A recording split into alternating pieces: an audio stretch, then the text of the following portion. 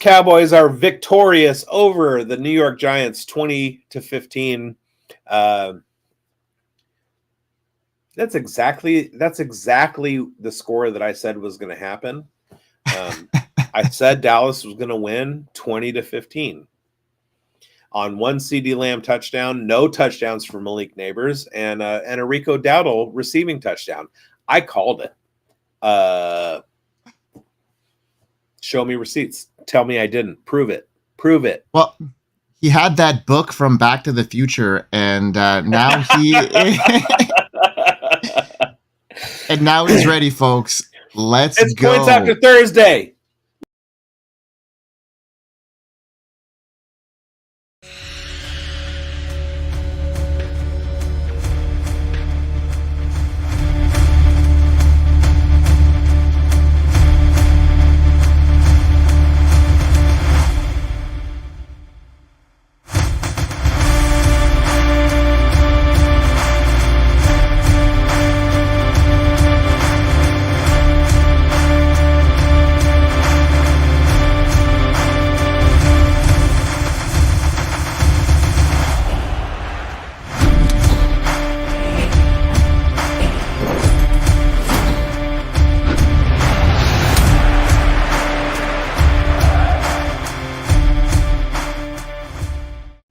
Welcome to Points After Thursday with the Fantasy Forecast.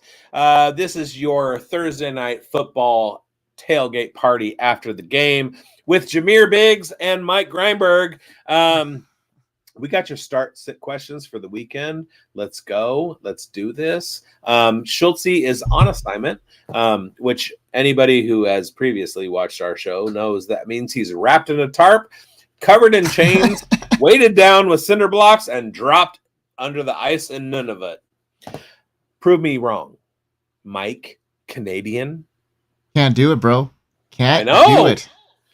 We miss you, Schultzy. I miss you, Schultzy.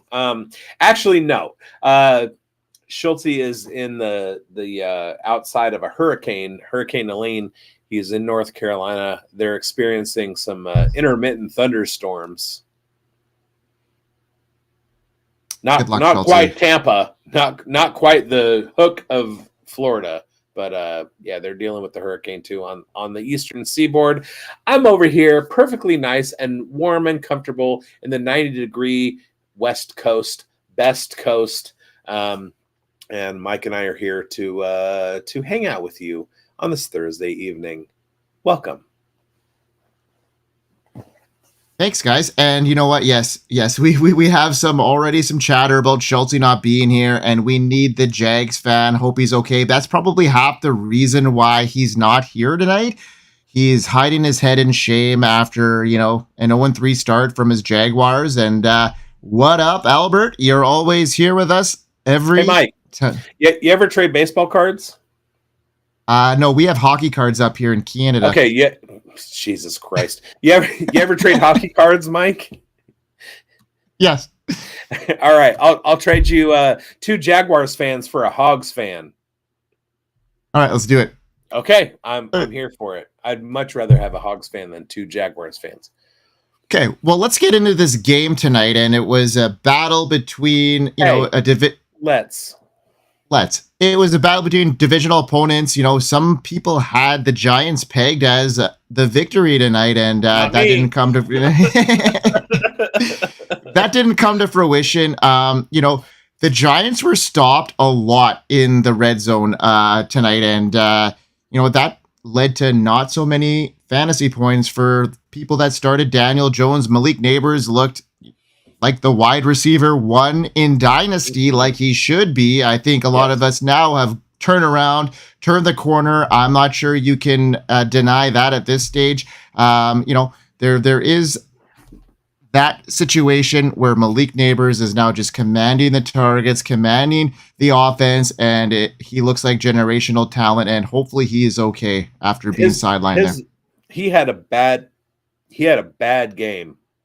No touchdowns, 23 PPR points, over 100 yards receiving, over 10 catches. Like, that's his downside. Come on. Yeah. So his injury though, he looked like he was walking off there. He was looking like, maybe a little banged up on the play. Hopefully it's nothing too severe. What's your He initial was thoughts, maybe? incredulous. He was like, "What the f is this stuff? I'm fine. Get me back out there. What are you doing?" And the NFL was like, "Sorry, buddy, you got to go." All right, Biggs, let's get your, most impactful player of the game, in your opinion, fantasy football wise in this one. I think it's at this stage, it's between two guys, CeeDee Lamb, Malik Neighbors, depending on where you stand in there. I think Malik Neighbors had the most upside at this stage. It's got to be Wan'Dale Robinson, actually. uh, uh, Wan'Dale Robinson made himself known. I had him faded hard with what Dallas has done previously against slot receivers, but yes, of course, you like CD was basically shut down in this game. Neighbors just continued to show that he is the crux of the Giants' offense, and yeah, I mean, the dude is for real. They kept putting up stats all night about him versus Puka. He's a little behind Puka at this point, 4 games into the season, but pretty sure Puka had historic target share in the first 4 games of last year and then tailed off once Cooper Kupp came back. I don't think Malik Neighbors is going to tail off at all. I think he's going to continue and exceed what Puka did last year. And Malik is going to have the best rookie season of all time. Yeah, and if you remember in our bold prediction show here, right here on this network, the Fantasy Football Advice Network, on the Fantasy Forecast, Grindberg, right here. Okay. Yeah, right here. He had Malik Neighbors as breaking the rookie reception record by 15 receptions. So I'm looking at him getting 120 and potentially actually finishing this year as the wide receiver 1 at this stage. It's not outside the realm of possibilities, and that is insane to think about that kind of production out of a rookie. When Malik Neighbors can put together a 23-point PPR performance without a touchdown, what does that say for every time he scores a touchdown or gets 2 touchdowns? We're talking like a floor of 23 points. So 30 points, 37 points, 40-point games are not outside of the realm of possibility for this dude, especially in this offense. And Daniel Jones as Daniel Jones in real life football tonight reminded me of Justin Fields. He wasn't necessarily good enough to go out and win the game for the Giants, but the kind of fantasy performance that he was able to put together for his wide receivers, I mean, it was perfectly fine. He completed over 20 passes to 2 wide receivers. Theo Johnson got into the game. Devin Singletary was okay. Like, the New York Giants offense is not as bad as we all thought they were going to be coming into the year. And Daniel Jones is a much better quarterback than people had expected. He was written off. He's fine.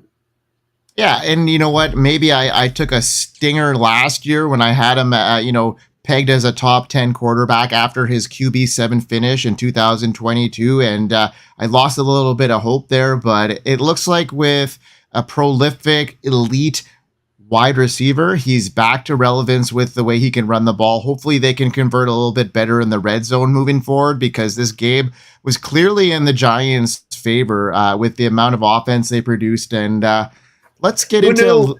Who knew we were going to get into a Greg Joseph versus Brandon Aubrey kickoff?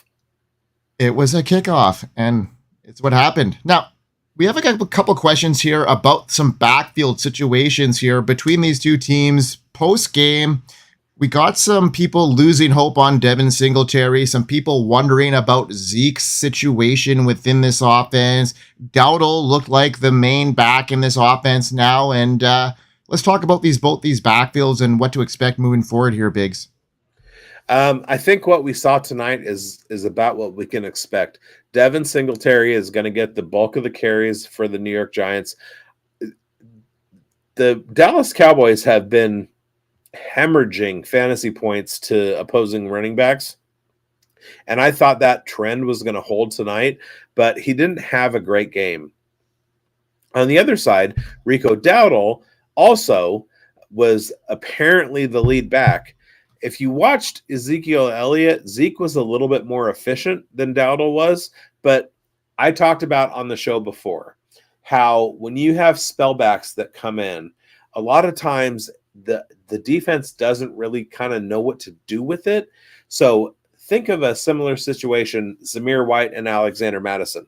Alexander Madison looks to the naked eye like he's doing more than Zamir White. Ezekiel Elliott, on the carries he was given, looked like he was doing more than Rico Dowdle.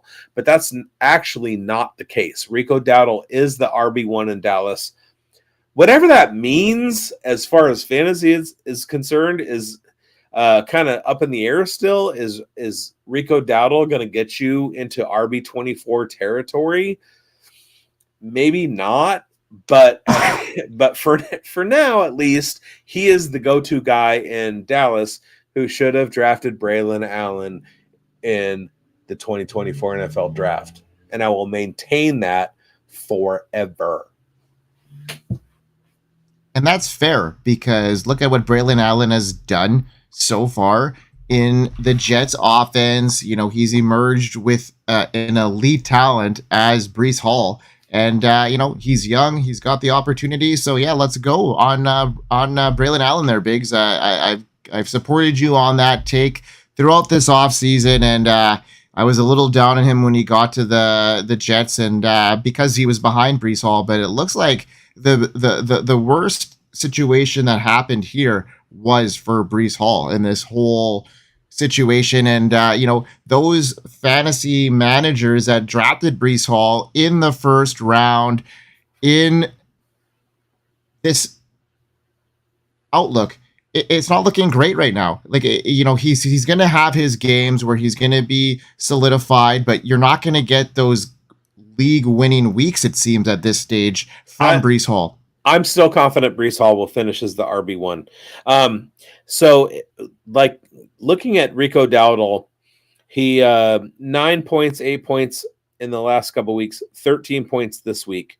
We look at his rushing attempts and his snap share. He attempted 8, 7, 8, and then this week 11.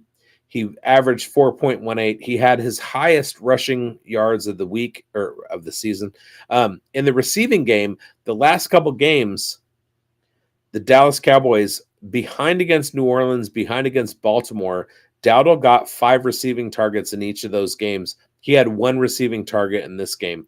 So Rico Dowdle isn't going to set the world on fire at 13 points per game, but he does seem to be the guy to own in Dallas. Whether you want to own that or not, that's up to you. But if you're looking for a Dallas running back to own between him and Zeke, it's him. Yeah. Shout out to Brent Bradford. He's, you know, coming in every week, every Thursday night he's in, giving us the comments and asking us questions and just, you know, enhancing the community. And best what initials in the business, BB. And Brent Bradford, Brendan Booth. Let's go. What community am I talking about, though, Biggs? What's that? The community that I'm talking about. Which one am I talking about? Oh, the one where you can reach out to us and talk to us and communicate on Fantasy Sports Advice Network. Is that Yeah. Is that the one? The app? That one. Yeah, let's hear about it. Right. We are here. FantasySportsAdvice.com, offering the best fantasy sports social media platform. Why join endless Discord communities or the trolls of Reddit? Fantasy Sports Advice is a community designed to help you win with 24/7 support. Go to FantasySportsAdvice.com and become a pro member for unlimited access. Again, go to FantasySportsAdvice.com today. I guarantee you Dan Mater has a degree in voice. Yes. Shout out Dan Mater. Let's go. Okay, so let's move on. Let's get past this game. Let's move on to the weekend of I don't even remember a game. Was there a game on Thursday night? I don't remember it. Vaguely, because there wasn't a whole lot of situation. Oh, look at this. Saw your video on Roshan. Would you rather have Roshan over any of the Cowboys running backs? Yes. Yes. Tyler, you saw our video on Roshan. I love your verbiage. Yes, I would own Roshan at this point. I would trade Rico Dowdle or Zeke Elliott if somebody's going to give me Roshan for them. Both. Yeah. I'd fucking trade both of them right now. Roshan. So what about Bucky Irving? Would you trade Bucky Irving for Roshan straight up? Yes, absolutely. There it is. Do you want a guy who came in slow with a low BMI, or a guy who's 220 pounds and has just been in a terrible offense and ready to break out? Yeah. And give me all of your Bucky Irvings, I'll send you all of my Bucky Irvings for all of your Roshan Johnsons. And just a quick question for you. How many Bucky Irving shares do you own? 0. Yeah, exactly. However, Roshan Johnson is my most owned running back across all my leagues. Yeah, so there's a little stipulation here. He loves his Roshan and with good situation there. So yeah, Bucky looks electric. I have been wondering if I should grab him. So we've got it really depends. Absolutely, you should be grabbing Bucky Irving. I mean, he's carved himself out a role, and you never know what's going to happen in that situation. You know, Rachaad White. Bigz and I are both really high on Rachaad White. We ain't going to lie about that, but we do feel a little bit threatened about Bucky Irving, but he's a smaller back. Scat back. These guys, they have a harder time to emerge. You know, they're a dime a dozen at this stage, and I'm looking for a guy that's going to come in and have those red zone looks, those first down, the second down looks. Those are the type of backs I'm looking for. Bigz, you scoffed at me. You scoffed. Right, because you pulled me into it. I like pulling you in. I feel like people who are trying to be in on Bucky Irving are trying to find the next Austin Eckler, and Bucky Irving is not that. If Rachaad White is not finding purchase in the Tampa Bay offense, Bucky Irving certainly is not going to be that dude either. One of the things that makes Rachaad White so good, given the offensive line that he's dealing with, is the fact that he can be a pass catcher, but he also can grind out the 2.5 yards per carry. Bucky Irving is not as big as Rachaad White. They may have a similar pass catching ability, but Bucky Irving is slow and small. You can't take a guy whose profile was garbage coming in, who does a little bit as a spellback, and try and project him into the top 36 running backs. It's just not going to happen. Bucky Irving is not going to happen. It's Rachaad White's job. If Tampa Bay decides at some point to move off of Rachaad White, that's fine. But it's not going to be because Bucky Irving took his job. That's just not what NFL teams look for, period. They're going to look for a similar replacement to Rachaad White, a bigger bruising kind of back that can handle a little bit of passing work as well. Like Bucky Irving is going to carve out himself a role. For sure. Like he's gonna, be a complimentary guy, but I like Big said, I don't think he's gonna be a guy that's gonna be that next Austin Eckler, like some people envision him being. I just don't see him being fast enough to be able to sustain that. I don't see him having the grit to be able to become that. And Austin Eckler is an anomaly. Like that doesn't happen often here, folks. Jahmyr Gibbs, Austin Eckler. Those are like the 3 guys ever. Bucky Irving is not any of those. Yeah.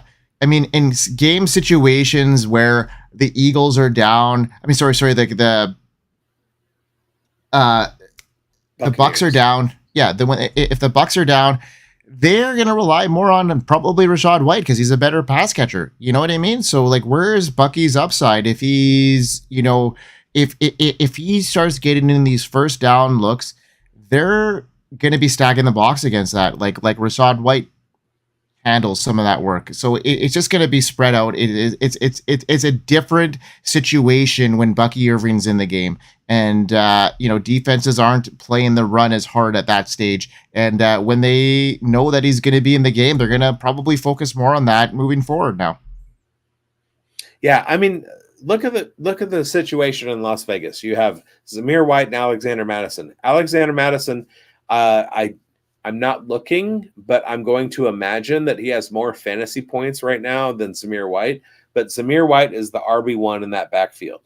Alexander Mattison has the benefit of 3 vulture touchdowns, but he's not even close to half as efficient as Zamir White has been. Bucky Irving is a similar story to Rachaad White. Rachaad White is the dude. Bucky Irving is a complement. That's it. Complimentary. All right. Stop trying to make Bucky Irving happen. All right. Well, let's move on. Folks, if you got some start and sit questions, dump them in the chat here. We'll hit them up. But what? From Bucky and Rachaad. I don't even remember that. Exactly. Because we need to move on. It's been a topic of the week, and I think it needed to have some attention. And hopefully now, what's that, Jordan Whittington? Yeah, split or divide, and now we can move on. And let's talk about some different situations here. What about Deontay Johnson here? Biggs, what's your thought on Deontay moving forward now? We saw his connection with Andy Dalton. I got him as the start of the week for me this week. I have him as a top 10 wide receiver. Even though it's a tougher matchup, I just think that, Deontay, the connection with Andy Dalton in this offense, looking good. What's your thoughts on this Carolina Panthers offense moving forward now? Adam Thielen banged up. Jonathan Brooks, a guy that probably gained a ton of value with Andy Dalton becoming the starter now, silently in the background. What's your overlook on this offense? What are you looking to see in the next couple weeks? And what's your oversight on Jonathan Brooks? I know I just added a lot there. Yeah, so in France, when they add a lot of things together, they call that a melange, and you just gave me a melange. So let me take it piece by piece. First of all, let's talk about Deontay Johnson. Now, I've often said on our fantasy forecast shows that I'm never wrong. I'm just either early or late. And as far as Deontay Johnson is concerned, I was a little bit early because I thought that Dave Canales coming in was going to fix, to a certain extent, Bryce Young, and Deontay Johnson was going to be his elite separator self and get a ton of targets from Bryce Young, not from Bryce Young, but as a Carolina Panthers wide receiver. With Bryce Young at quarterback, that couldn't happen, apparently. And Dave Canales immediately recognized that and brought in Andy Dalton. And what happened? Immediately, Deontay Johnson was a viable elite separator, viable wide receiver. He's going to be good in fantasy. He's exactly what we thought we were going to get beginning this season. That's not going to change. Deontay Johnson is going to be a start every week from now on. The guy separates like not a lot of other wide receivers in the NFL. You touched on the running back situation. The way that Chuba Hubbard has been with this Carolina Panthers offensive line means that Jonathan Brooks doesn't need to be pressed into action. So when we thought that Jonathan Brooks was going to take over the role in week 5, it might be week 8 now, or week 9, or week 10, or maybe even they just let the season play out. Now, the one thing that people are underestimating about the Carolina Panthers is their offensive line. Their offensive line was absolute garbage before. But, Mike, guess who is leading the NFL as an offensive line in creating protected pockets for their quarterback? The Carolina Panthers, Biggs. Thank you. And those of you playing at home, I know you had it too. So they create a protected pocket more than anybody else. Does that mean that they do that in the running game as well? Not necessarily, but they're all very capable. They're way underrated. We all thought Carolina's offensive line was going to be terrible, but the moves that they made in the offseason were perfectly fine, and Chuba is going to be okay moving forward. We had all written off Chuba. We were all waiting on Jonathan Brooks. That may not necessarily need to happen. Andy Dalton is a viable quarterback in fantasy, at least in Superflex leagues, and Deontay Johnson is going to become the Deontay Johnson that we were all expecting. Now, maybe Jonathan Mingo can get in there somewhere with Adam Thielen being out. Maybe Jatavian Sanders can, over the next 14 weeks, break out the way he needs to.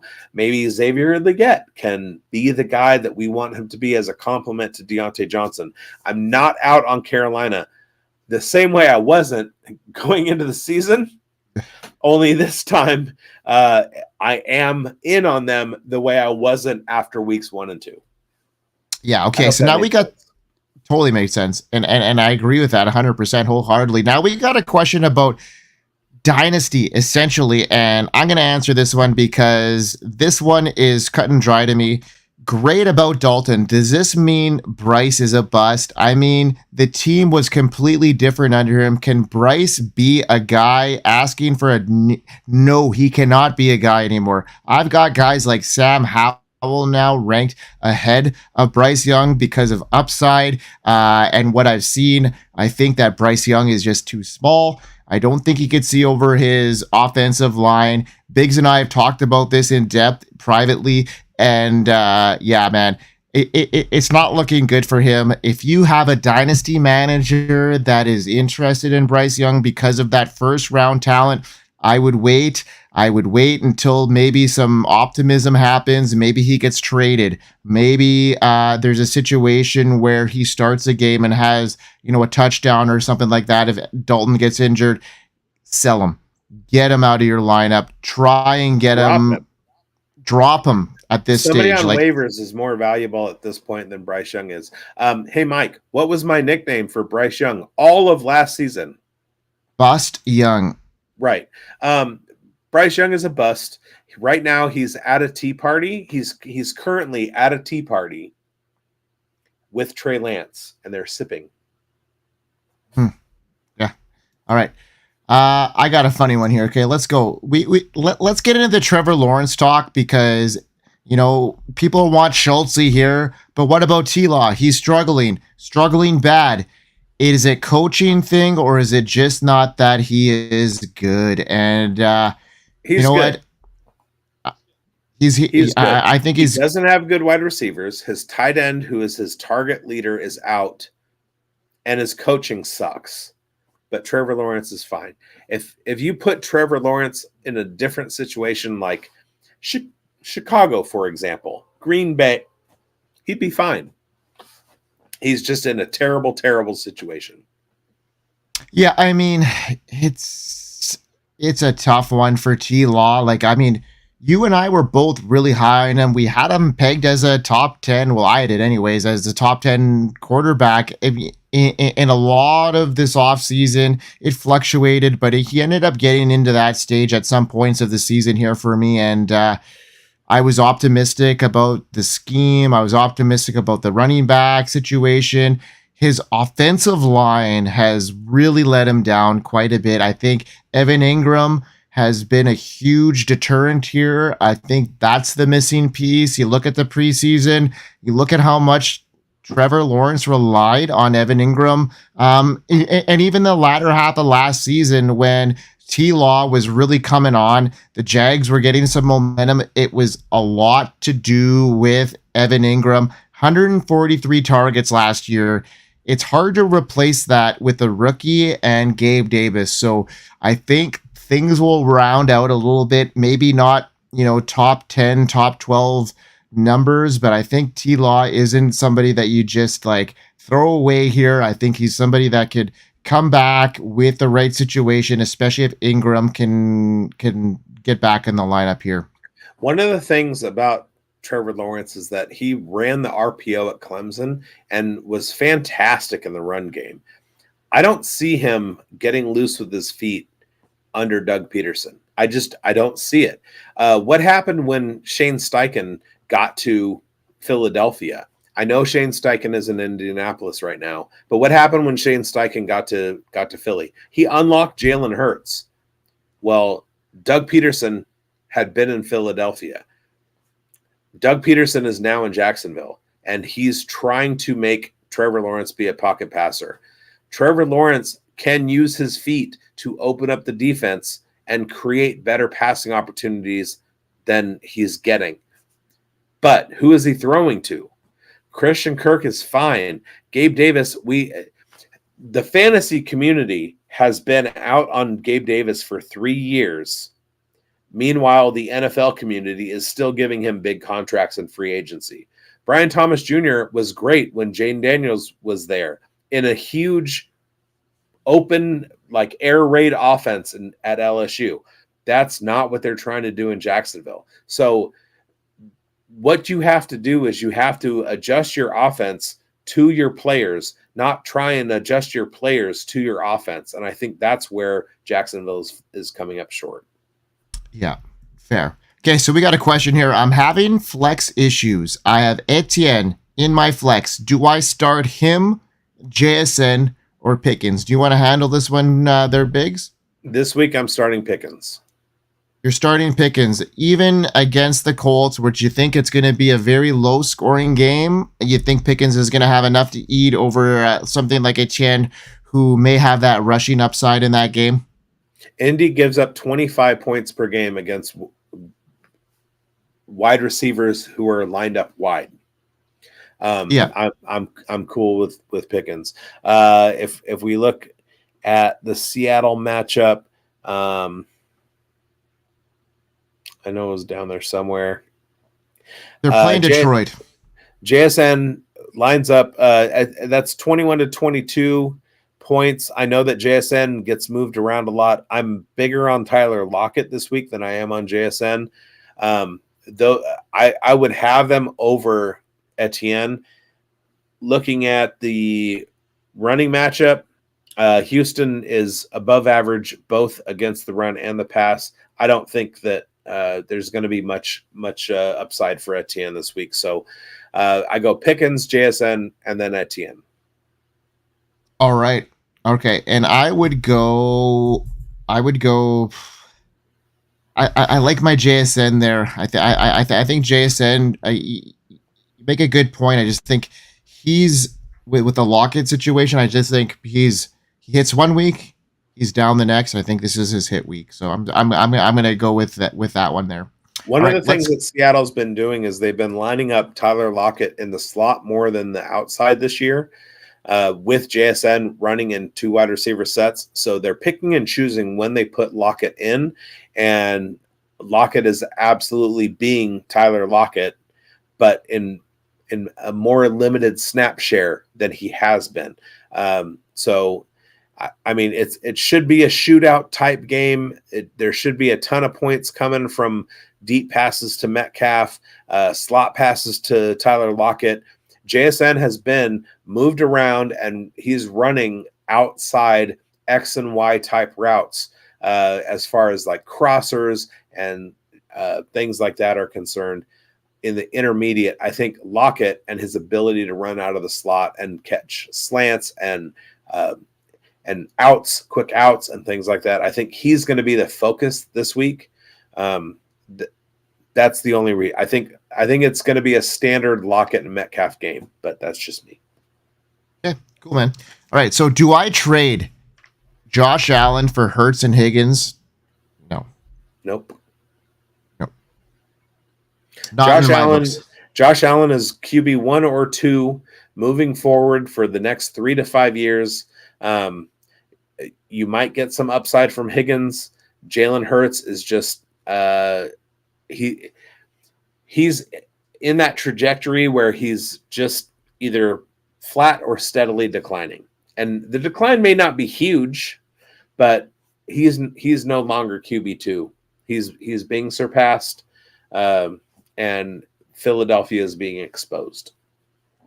Yeah, for sure. And Philadelphia doesn't have healthy wide receivers right now. We don't know it's a concussion with Devonta Smith, but AJ Brown, there's that could be a looming injury that could affect him long term. I know the Eagles are playing it safe right now, keeping him out. So, yeah, I mean, there's some situations there. Josh Allen, it seems like he's kind of matchup proof. He's foolproof at this stage because, it doesn't matter who's around him, he's going to produce. Now we got another question from Brent here. Higgins had 2 touchdowns in that game. If the passes go right or penalties don't happen, Higgins obviously is being targeted in the red zone. Do we want him?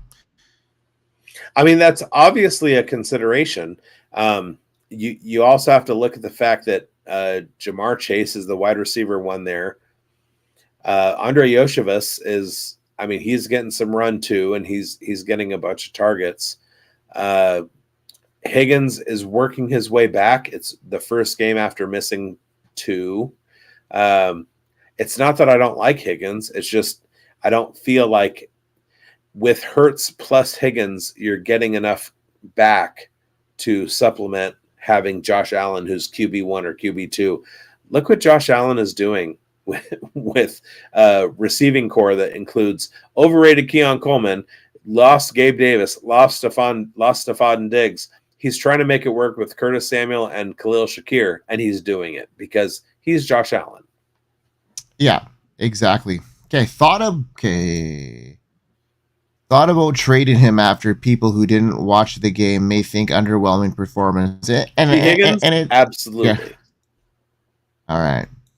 What about DK for Waddle and Higgins? No, DK at this stage is in a great offense with Ryan Grubb leading the way. Waddle, there's so many question marks in the quarterback room. Higgins is so skeptical on whether he plays week in and week out. Those 2 wide receivers, those Waddle, Higgins, those wide receiver 2s on their team who have injury risk, who have quarterback question marks at times. I'm going to go with DK, who's been playing lights out at this stage, and he's continuing to look really good and becoming that target hog in that offense. I'm a former Higgins owner in my most important dynasty league. I drafted him in our startup. That was his rookie season. The reason that I'm no longer a Higgins owner in that league is because he's consistently injured. We can't predict injuries, but we can also look at a wide receiver who misses games every season because of some type of injury, sprained ankle, hamstring strain, what have you. T. Higgins does not play a full 17 game season. Okay. You also look at Jalen Waddle. What is Jalen Waddle? He's the second option on a team that right now doesn't have a quarterback. Let's say perfect case scenario for T. Higgins. Where does T. Higgins sign in the offseason? Is there a team that is so hurt for a wide receiver 1 that they're going to elevate T. Higgins to that position? I can't see it. I don't see it. Buffalo may be the only one that I can see. But can you really, out of 32 teams, predict that T. Higgins is going to sign with Buffalo if he moves on from Cincinnati? Not necessarily. He might wind up in Tennessee with Will Levis. He might wind up in Denver with Bo Nix. He's not going to have Joe Burrow forever. And even with Joe Burrow, he's still the second option. I don't like that at all. Yeah, me neither. All right, we are rolling. Let's get a couple more in before we end the night here, Biggs. We've got here's a good one. I have Travis Kelce, thinking of holding him and dropping Andrews. Just picked up Ertz too. Also, should I start Kelce or Hurts this week? Don't know what to do this week. Yeah. So Zach Ertz this week over Travis Kelce in that matchup. Yes, I think it's a tough one, but the Chiefs are going to be up against a team that might be without Justin Herbert, or most likely are without Justin Herbert. I don't think they're going to be needing to use Travis Kelce a whole lot in this game. Yeah, I mean, Ertz is in a situation where, we talked a little bit about Ben Sonata, like on one of our previous shows here, Biggs, with the Jaden Daniel connection. I think he's ready to break out at some point, but I still think that Ertz might be the guy this week. I got him as a top 12 tight end, so I think that you're safe there. And if you're looking for some upside, I think Ertz might be a sneakier play at this stage. Tight end sucks, but if you think back a couple of years, do you remember when Zach Ertz was in Arizona and Trey McBride was behind him, and Zach Ertz kept playing and you kept wanting Trey McBride to play, but Zach Ertz kept outscoring him? That's the situation that we're in right now in Washington with Zach Ertz and Ben Sinnott. Ben Sinnott should be the guy, but Zach Ertz is there with the big contract, so he's going to continue to get the targets. Ben Sinnott is good and should be stashed, but it's still Zach Ertz for now. Okay. And then we'll do one more before we round out the night here. We got a question about J.K. Dobbins. He's looked good. Are we rolling with him in a win now, or do we sell high? Been thinking about trading him after a big, sell him. I think anytime you can sell somebody for a profit, regardless, if you could get a lateral move plus something with it, I think that's a huge move for you to do. I think that they have relied on J.K. Dobbins to start this year quite heavily, honestly, and they're using him quite a bit. I'm not sure with the injuries he's had, it's going to be sustainable throughout the full season. So I think they're going to have to pull off the trigger a bit on him. He's been successful, but if somebody's willing to give you a top prospect and you can capitalize on that, I just don't think Dobbins is sustainable at the level he's at right now. And if you can turn that into something more, do so right now. Biggs, what do you think? I like J.K. Dobbins. I've liked him for a long time. Greg Roman loves him too. Yeah. I feel like he's the RB1 in Los Angeles. And I feel like there's a possibility that he's going to be a very, very viable top 24 to top 12 running back in the NFL for the next 2 to 3 seasons. With that said, if you're looking to move off of him, I don't have a problem with that. And right now his value is high enough that you're going to want to do that before Sunday, because when they go into Kansas City on Sunday, JK is not going to do anything. So if you don't do it now, you're going to have to wait a few more weeks before he does something big again, especially with Easton Stick as the starting quarterback and Justin Herbert not playing if Justin Herbert doesn't play. It's going to take a full, well-rounded Los Angeles Chargers offense for J.K. Dobbins to continue to do what we always hoped he could do efficiency-wise for a 17-game season. But if you feel like he's not going to be able to do that consistently over the next 2 to 3 years, get out now before Sunday, or you're going to have to wait a little bit longer after they face the Chiefs, because he's not going to do anything on Sunday. Agreed. All right, man. That was great. All right, here we go. We got a big time question here from BHS Cardinal 16. Help. What do we do with Kelce? I am dying. I think you have to be patient with Kelce. I think the Chiefs have not been in a position where they needed him a whole lot. And I think that's going to be the situation as they progress throughout this season. After their bye, they have some tougher challenges. They got the Raiders, who they don't play great against always. They got the 49ers, who, I think after a Super Bowl matchup, I think that's a very important game for them. I think being 3-0 at this stage of the game and not being able to play at their peak offensive talent right now, I think Travis Kelce will be needed eventually down the stretch. I think they showed themselves as their blueprint last year, and I think the latter half of the season, when push comes to shove, Travis Kelce is going to emerge again. He's not needed right now, so for him to be the tight end one, maybe be outside of the realm of possibilities now, but I think he will be somebody you just don't throw away and kick to the curb, because I think he's going to be very valuable for fantasy teams down the stretch if you can get there with him in your lineup. The question is, what do we do with Travis Kelce? It depends on who you are. If I'm Taylor Swift's dad, I give him a big old hug and I give him a noogie and I say, "You're going to be okay, big guy." Love what the hair is doing for you. I love that better than the buzz cut. If you're a fantasy owner, that's a different story. Hopefully you are able to hold him as a stash. In Dynasty, trade him away. However, in redraft, if you have Travis Kelce, be streaming tight ends otherwise and keep him on your bench, because what we know about Travis Kelce, especially from last year, what happened last year? Last year, he was injured for the first part of the season, and then he really turned it on later. Like Mike said, they knew what they had, and when it really mattered, Travis Kelce outperformed everybody. We thought that, okay, second half of last season plus the playoffs, that means Travis Kelce's back. He's over his high ankle sprain, whatever. He's going to pick up where he left off game one. Not necessarily true. Now we're into week 3. What have they needed from Travis Kelce? Absolutely nothing except that model perfect haircut. And again, he's growing it out and it looks much, much better than when he used to shave it like I do.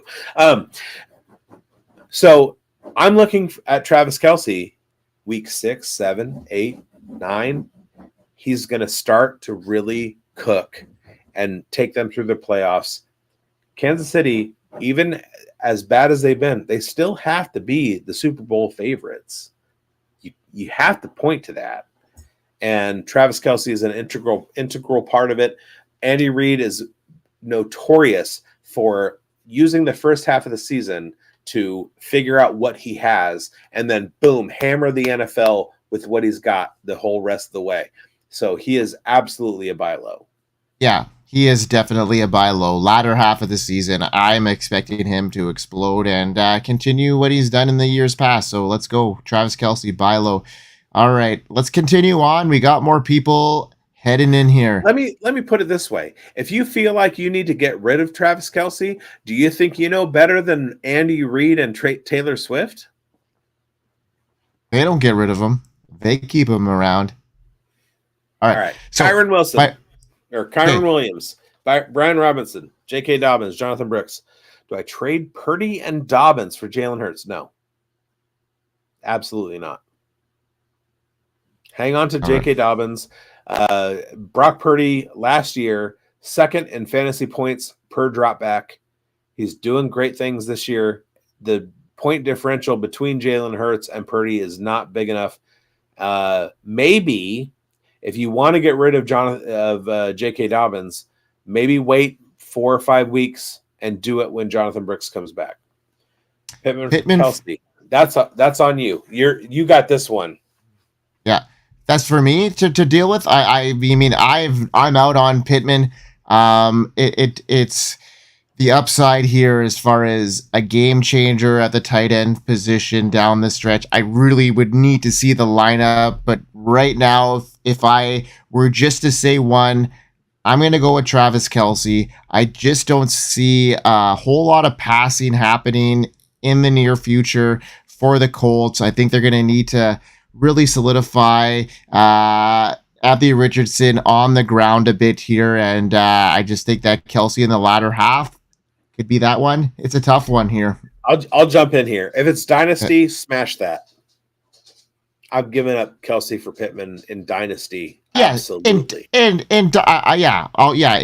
redraft though, I'm not so sure that's a huge play. Pittman has not done anything. This is a big tent show. This is not just fantasy forecast redraft people from ESPN and Yahoo leagues.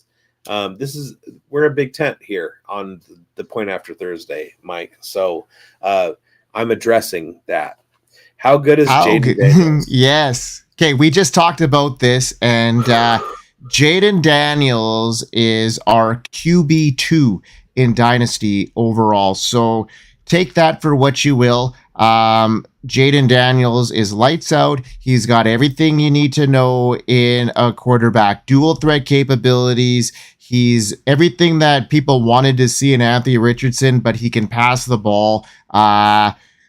We love Jaden Daniels. And if you have him, hold on to him tight because he is going to be fruitful in the NFL if he can stay healthy. We said all season, all summer in redraft, draft Jaden Daniels as your quarterback too, behind a Jared Goff type. Wherever you were drafting Jared Goff, Brock Purdy, that kind of thing. I paired Jaden Daniels in redraft with Brock Purdy so many times. It was ridiculous. And Jaden Daniels is turning out to be the one who is leading in fantasy points. So he is polished and he has every skill set that you want.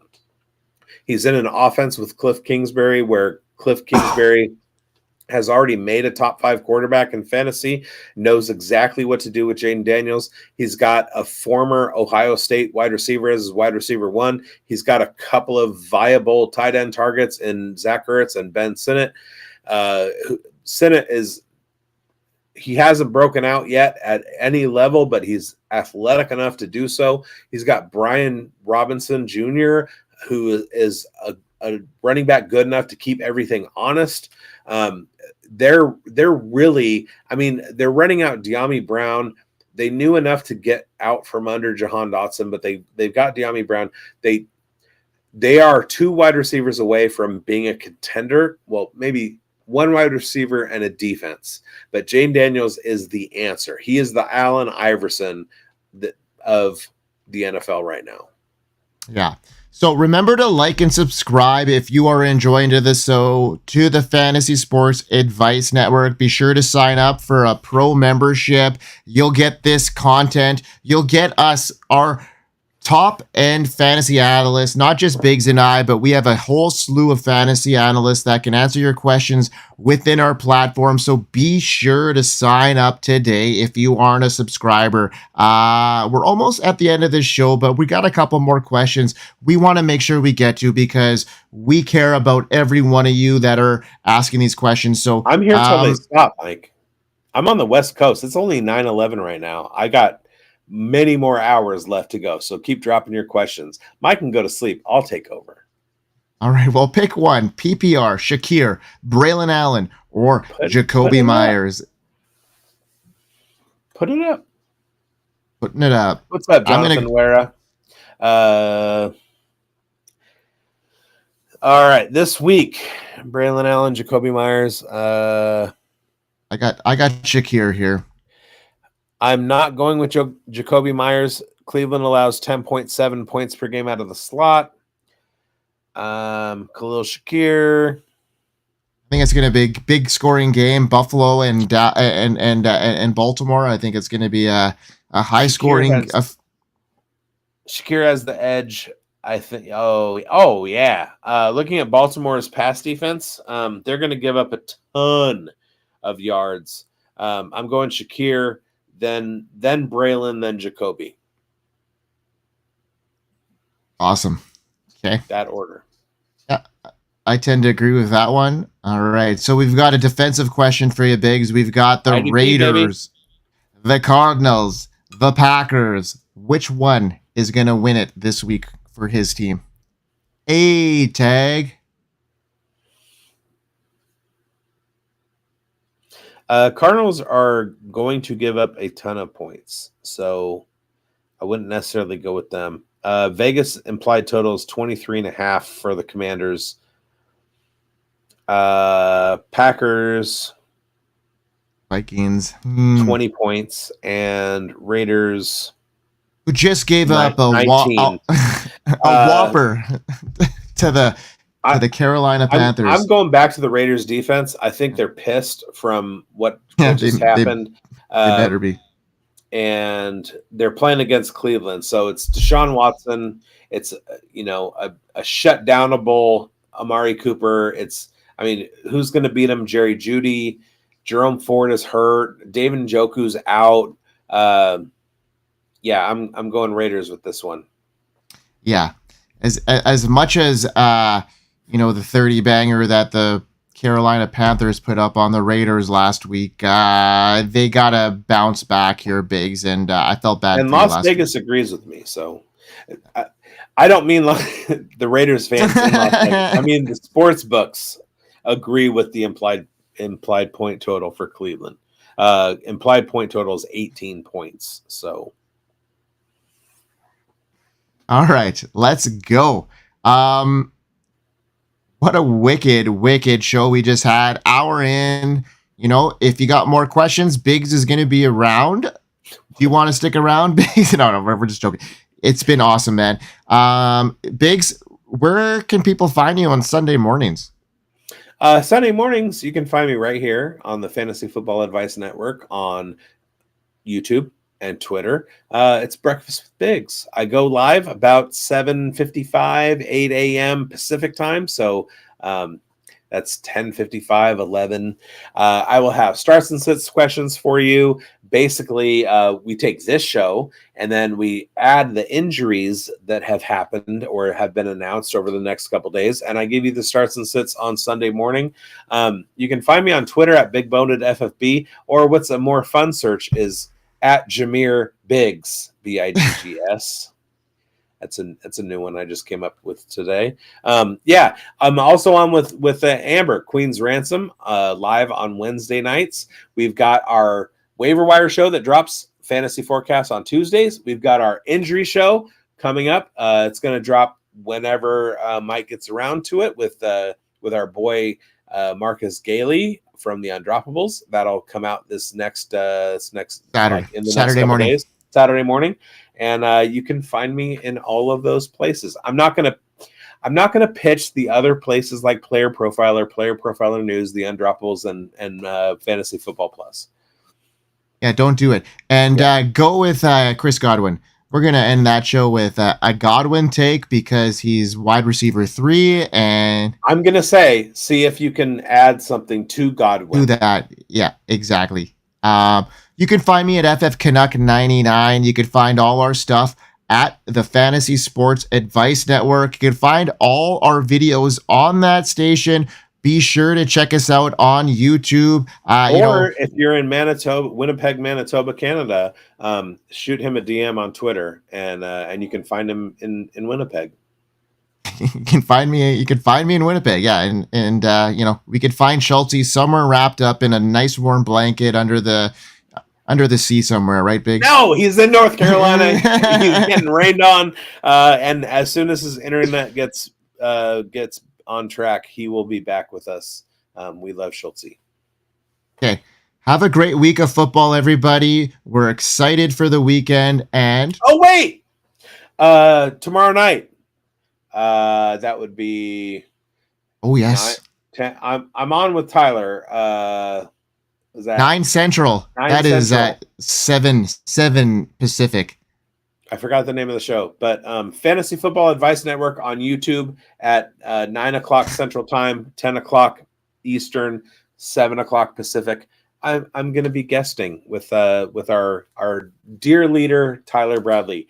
Woo from the forum with our leader Tyler. It's a great show. They get a ton of great guests on every Friday night, so be sure to check him out. 9 Central on the Fantasy Sports Advice Network. Everybody, from the top to bottom, we hope you win. Hope you win.